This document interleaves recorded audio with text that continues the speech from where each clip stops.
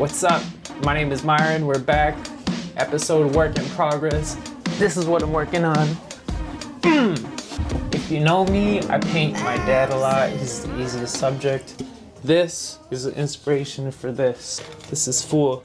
This is what us Egyptians eat for breakfast a lot, and I love it. So I said, let me just put it on a painting.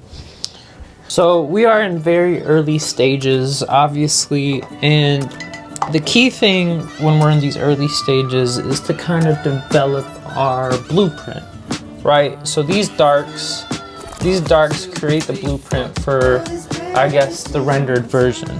You don't have to be too crazy or too methodical, but you know, beans are ovals, circles, right? What we're doing is we're creating depth. The way you create depth is you add your darks and your lights. Darks, mediums, lights create three-dimensionality, right? So I'll give you a perfect example. I'm gonna give yellow. Yellow is considered a light, relatively, in this case. But look, we add a light here, bam, right away, three-dimensionality. So that's what I'm gonna do. I treat this like a scrubber. Scrub, scrub, scrub. You don't gotta be too crazy with a paintbrush. It's more about accomplishing the values, and whether or not you get the technique doesn't even matter. You just have to scrub it in. And because oil is very forgiving, it's very easy to blend. You don't gotta do too much, you know what I'm saying? That's about all the art theory that I have for you guys today.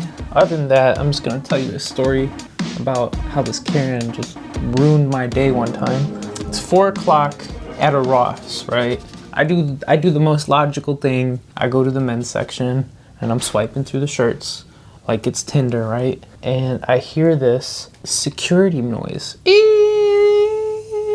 right? The thing about these department stores is they all have security tags, and it's just to prevent people from stealing. So I'm hearing this thing, and after like 5 minutes, I'm like, this is crazy. So I go out of my way. I say, I'm gonna find these shoes and I'm gonna bring it to the cash register person and have them like deactivate it.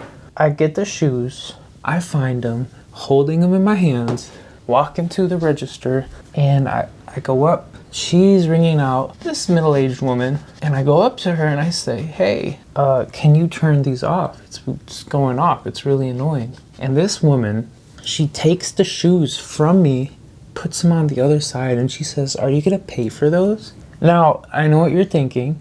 It was a white woman.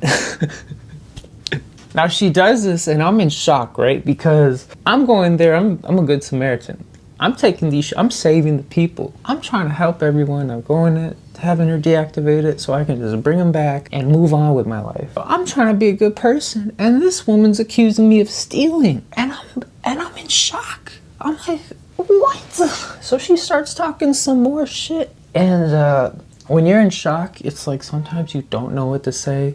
So I kind of just like watched her talk. It was like, rah, rah, rah, rah, rah.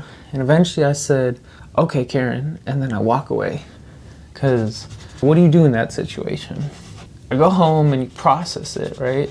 And when you process it is when you realize like what you could have said. You could have been like, you could have gone off on someone. But man, I think the moral is sometimes you could be doing the right thing, and no matter what you do, people will always look at you like you're the villain. If they have a perception of who you are or what you do, there's no amount of good you can do that will change that sometimes. And fuck them. Fuck them. So this is where we're at. It's looking good. I'll see you in the next one.